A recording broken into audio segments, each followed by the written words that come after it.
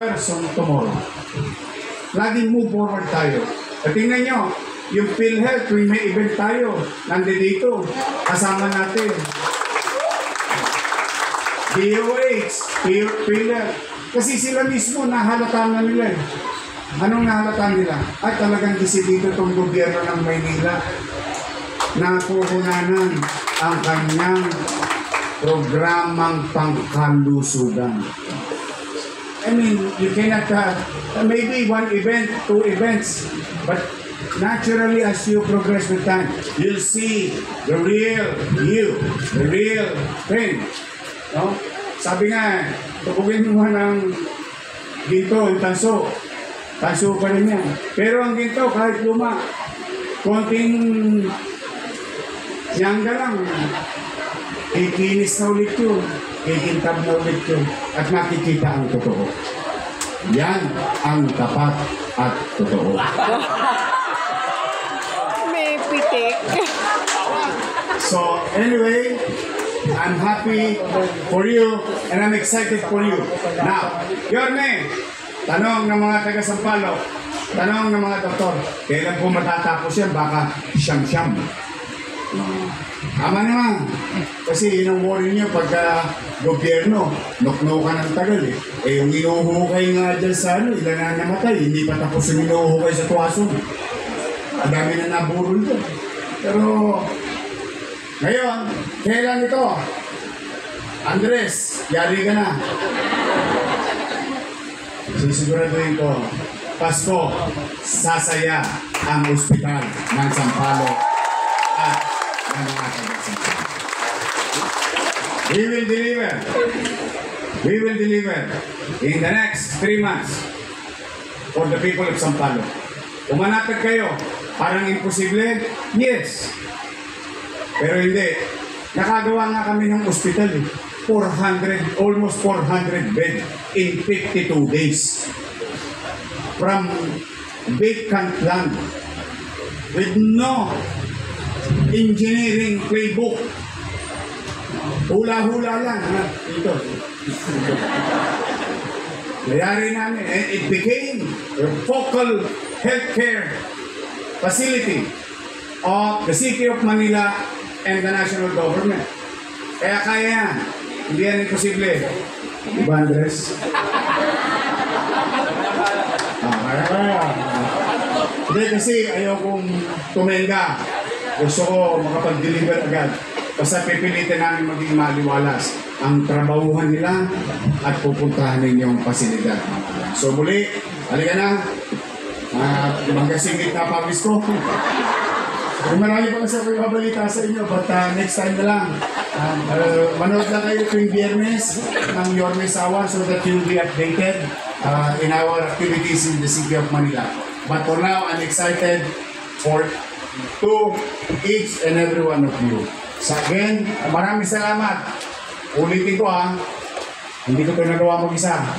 Jose Al Quintos, Jose Al Castro, Jose Al Bagachin. Pero mas gusto ko si Hana. Nandiyan ba si Hana? Si Hana na lang. Anong gusto niyo? Si Hana na lang, no? Mas okay si Hana.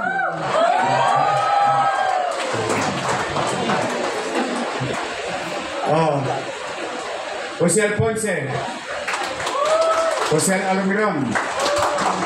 Yan, yung mga Jose natin. At of course, ang ating taga-pirma ng cheque, Juan Delitos. Our Congresswoman Maceda, Vice Mayor, Director, sa inyo lahat. Let's start the ball rolling today. Mag-iingat kayo. Mga nanay ko, mga tatay ko, I love you.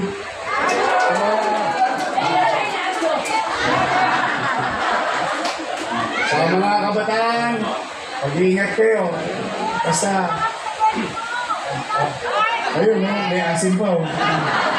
I love you na. Mainit, baka na-stroke pa. Thank you, thank you. So mag-iingat kayo.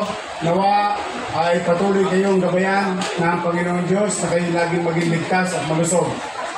Nakakalungkot isipin, if I'm not asking too much, we, Manilans, mamaya bago tayo matulog, ipagdasal natin yung ating mga kababayan sa Cebu.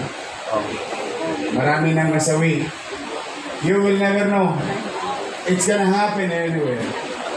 But for the meantime, kung kayo may maitutulong, ipadala nyo sa city government because after this, I'm going to convene MDRRMO and Manila Health Department. We will send contingent to our fellow Filipinos in Cebu. Nakalungkot.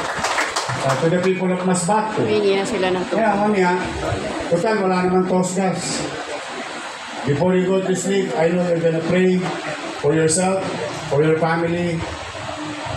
If I'm not asking too much, let's just include a few words of prayer for our fellow Filipinos in the country, especially in Masbate and Cebu. Mag-ingat kayo, pagpalain nawa kayo ng Pong May Kapal. Manila! God first! God first. Thank you.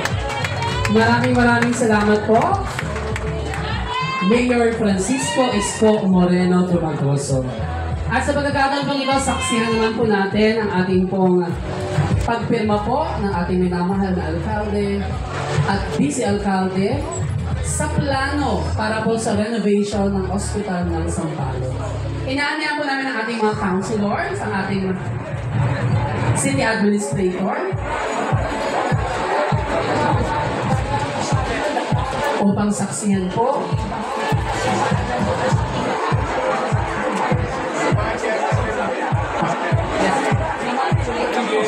at mamaya po ay inaanihan po namin ang ating mga punong barangay para po sa photo opportunity.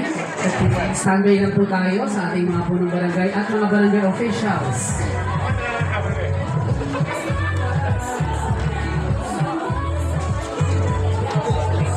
Yan, ganap na pong napirmahan ang plano kasama po ang dyaryo dated today. At ito po ay isisilid sa kapsula.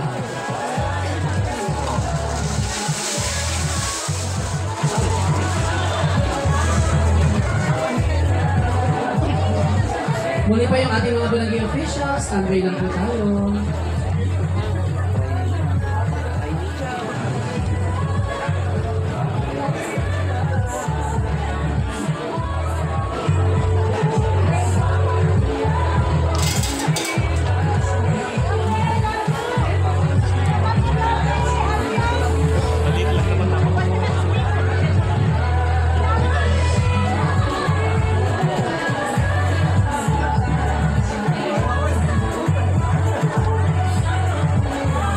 Ito po ay ilalagay na sa kapsula.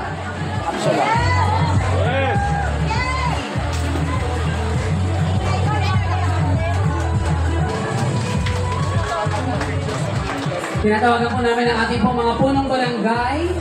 Akyat po tayo.